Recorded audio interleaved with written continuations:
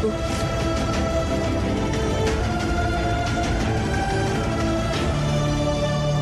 ঠিক আছে, তুমি নিয়ে যাও। কিন্তু দিদি ভাই, তুমি তোমার খেয়াল রেখো কিন্তু। কি হচ্ছে এখানে? আরে দেখো, আমাকে সাহায্য করো। আমি এখানে দাঁড়িয়েছিলাম, ওরা এসে আমাকে উল্টোপাল্টা কথা বলছিল। আমি যখন বললাম আমাকে ছেড়ে দাও, বলছে ছাড়বো না। তারপর যখন এনারা এলো তখন বললো আমি ওদের সঙ্গে উল্টোপাল্টা ব্যবহার করছিলাম। মিথ্যে কথা বলছে, উনি আমাদের বিরক্ত করছিলেন। তুই মিথ্যে বলছিস। এক মিনিট। তাহলে আপনি সত্যি বলছেন? 100%। আমি কখনো মিথ্যে বলি না। শোনো, আমি মানছি যে আমাদের মধ্যে কোনো কিছুরই মিল নেই, কিন্তু আমার কথা তোমায় বিশ্বাস করতে হবে। আমি মিথ্যে বলছি না, ওরাই আমাকে একা পেয়ে আমার সঙ্গে উল্টোপাল্টা কথা বলছে। আরে মিথ্যে বলছে। দাদা, আমার এই গাড়িতে না ক্যামেরা লাগানো আছে, ফুটেজ চেক করে নি। এক্ষুনি আমাদের সবার সামনে চলে আসবে কে সত্যি বলছিল আর কে মিথ্যে। ঠিক তো? আসুন দেখি। আরে ইনি তো উকিলের মতো কথা বলছেন। এ তো দেখছি চোরের মায়ের বড় গলা। এই মহিলাকে সামলান। চল ভাই। তোদেরকে তো কি হলো? সিনেমা শেষ?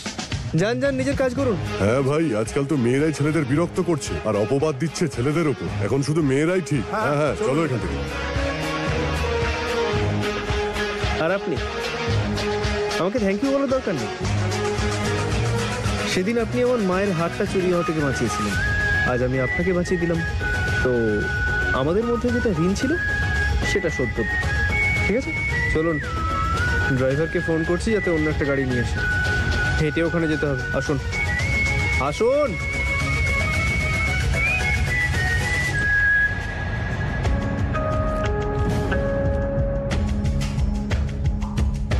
তারা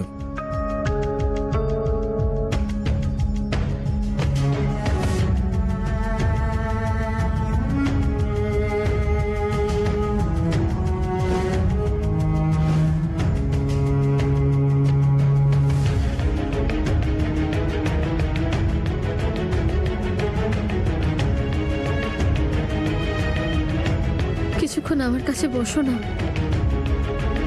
তারা এখন না, আমার অনলাইন মিটিং রয়েছে আর তাছাড়া অনেক কাজ রয়েছে যা পেন্ডিং পড়ে রয়েছে। আমি সব শেষ করতে হবে। আমি শুধু এটাই বলতে এসেছিলাম যে তোমার রুটিন চেক আপে যেতে হবে। আমার একটা জরুরি মিটিং আছে, তাই আমি যেতে পারবো না, কিন্তু আমি দীপিকাকে বলে দিয়েছি ও তোমায় নিয়ে যাবে। ঠিক আছে, খেয়াল রেখো নিজের।